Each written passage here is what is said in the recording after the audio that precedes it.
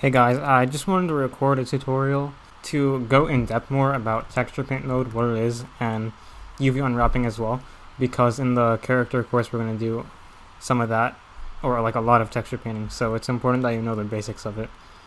But before that, I first want to cover UV unwrapping a bit more in detail. Let's say we add a monkey with Shift A, right? And we want to texture paint on this. The thing is we can't, because as this is, it's not unwrapped properly, meaning when when you texture paint on anything, basically the way it works is that these faces on the model are mapped to a 2D image texture. And so basically, let's say we unwrap this, then these faces over here, for example, they might show up like here on the image texture, right? So then on this image texture, wherever we draw here, whenever we draw in this area, it'll show up on this part of the mesh. So that's basically how that works.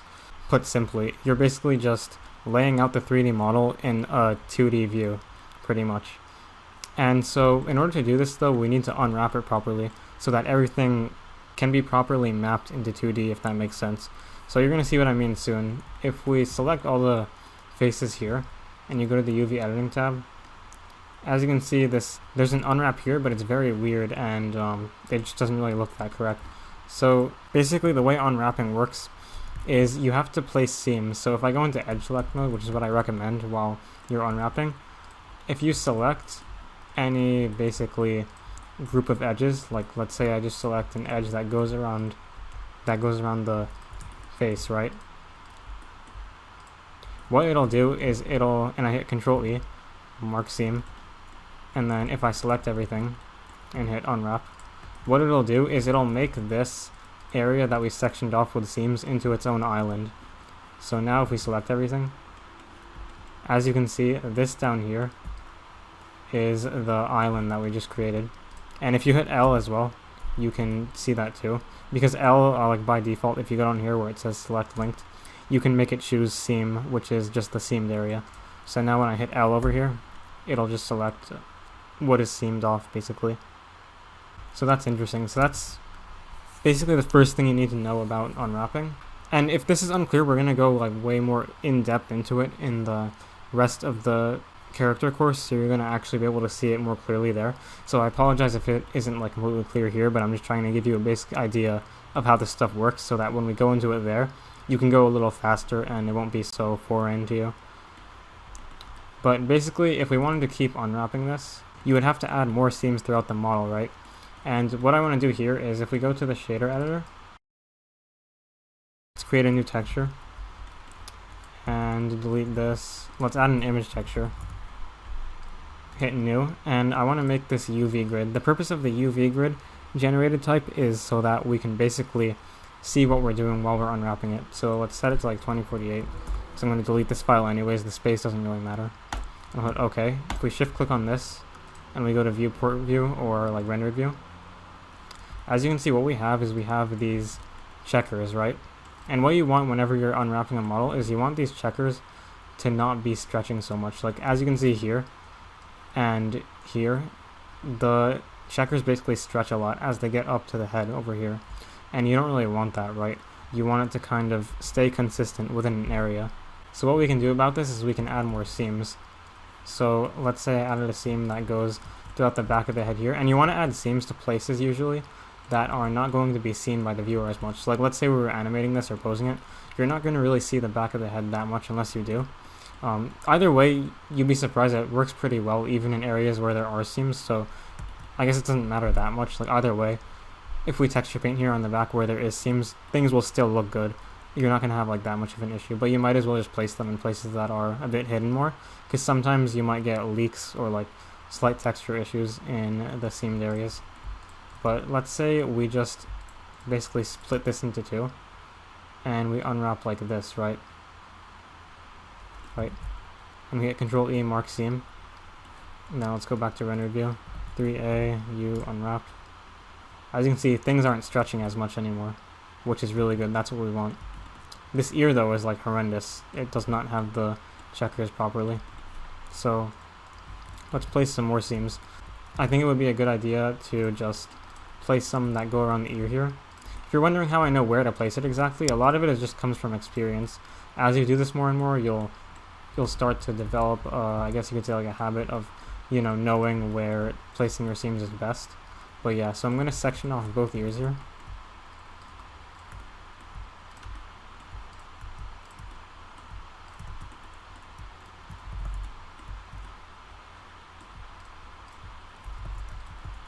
Control E, mark seam. 3A, U, unwrap. As you can see, that's a bit better, but there's still a lot of stretching here. So what I want to do now is I'm going to add a seam to the back and just section this area off as well. Just thinking here whether or not this is like the best way to do it. Honestly, I think we could even go further and just seam this part right here instead.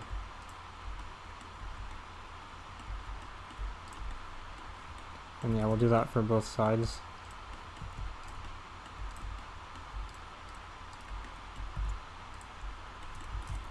So if you hit Control E, mark seam, then we unwrap again. As you can see now, everything is nicely unwrapped. Oh, what happened here?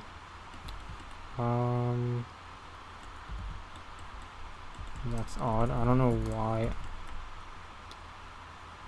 So as you can see, you usually get issues sometimes while unwrapping, and you have to diagnose it.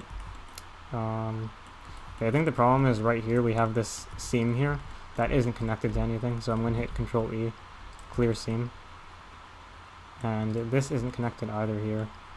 So I'm going to hit Control E, mark seam to connect these two together. And there, the problem's fixed. So now we have a nicely unwrapped model. Basically from here, what you can do is if you select everything, go to the UV editing tab, and you hit A to just see everything. What you can do then is you can scale up and down certain areas. So basically certain areas like the face, if I hit L here, you want these areas to be bigger, right? So I'm going to hit S to scale it up. And the reason why we're going to do this is because the face is an important area that we want higher resolution. So if you scale things up in the UV editing view, it's going to become higher res when we texture paint on it. And that's going to be really important. So I'm just going to move this off to this side here, hit A, so we can see everything in the map. And if you select a vertex here in the UV editing tab, hit Control L, then you can move it around. And we just want to basically position it into place. You could select these other islands here and just move them out of the way. And yeah. So this is basically how UV unwrapping works. Is you just unwrap it and then you go and you change the resolution of certain areas. The face should be higher resolution, so that's why I'm scaling it up. And yeah. As you can see in the higher resolution areas, the checkers are going to be a bit more dense. And so yeah, not much else to say there. Let's move over to texture painting. Oh, and also this eye has something to do with the way that Blender made the monkey model, but this eye isn't unwrapped very well as well. So I'm just gonna maybe hit Control E, mark seam, 3A.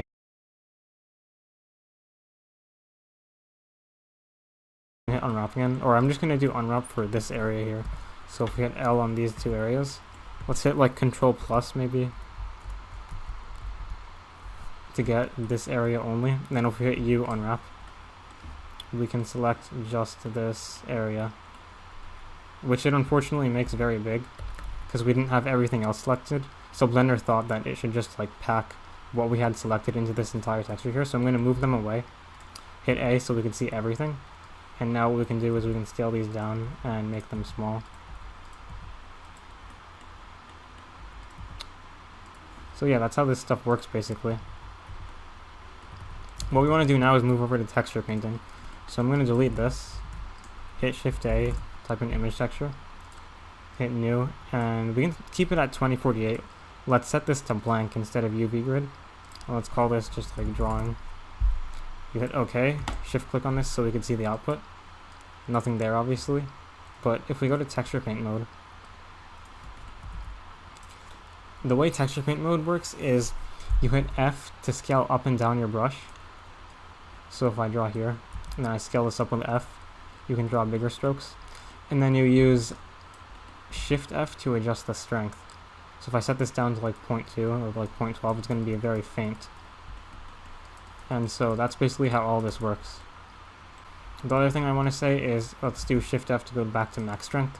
You have this thing here which basically dictates what type of color you're drawing. So if I go down here and I use max strength, obviously it's going to be a darker color than if I set the color up here to white and I use maximum strength. And so yeah, there's not really much else that's important to know for texture painting. One other thing I'll say is let's say we had like gray over here and white over here and we wanted to blend these two together. You could use the fingertip brush or the smear brush and basically just go over like this. And so you'll see me using the smear brush a lot in the course because it's good at blending. For some reason the blur brush or the soften brush isn't actually that good. One other thing I'll say is if you go to stroke here and you hit stabilize stroke, you can make it so that Blender will draw this line and you can make your strokes very nice and neat. But yeah, that's basically it for texture painting for this tutorial. Okay, one more thing I forgot to say. This is going to be a little bit more important for the other human course with the girl with the green clothing and blonde hair that may or may not be released at the time you're watching this. But I just want to say that sometimes it can be a bit expensive to make an image texture for each and every object. So right here I have 3 cubes, which I unwrapped all of them by, marking the seams and then hitting A, U, unwrap. As you can see here, all 3 of them are properly unwrapped.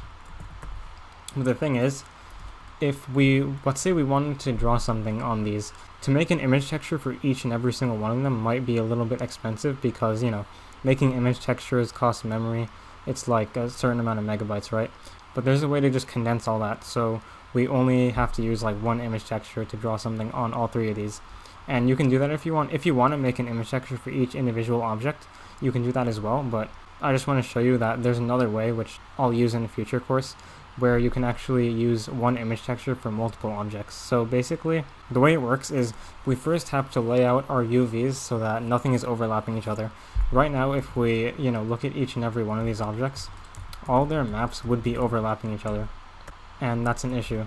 So if I select everything here, and I scale this down, maybe move it here, and do the same for all these,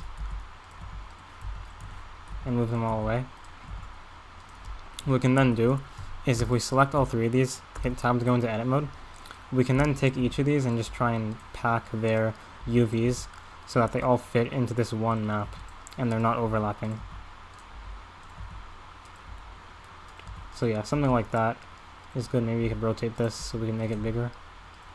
And this isn't perfect. Obviously you could do a way better job at making things even, but I'm just trying to demonstrate to you.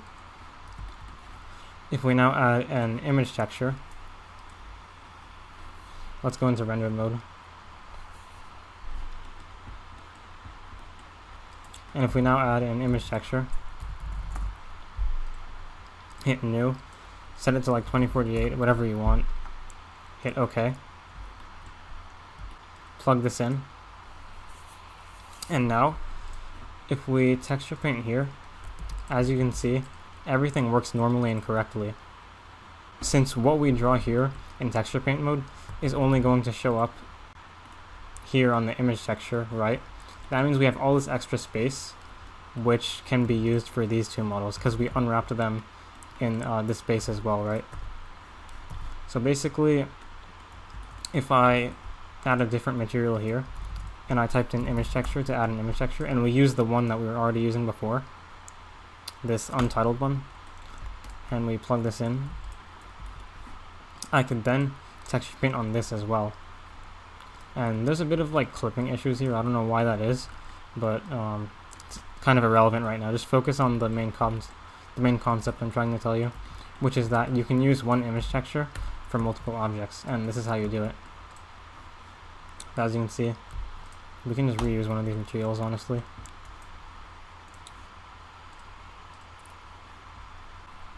But yeah, now we're just using one image texture for all 3 of these objects and it works nicely.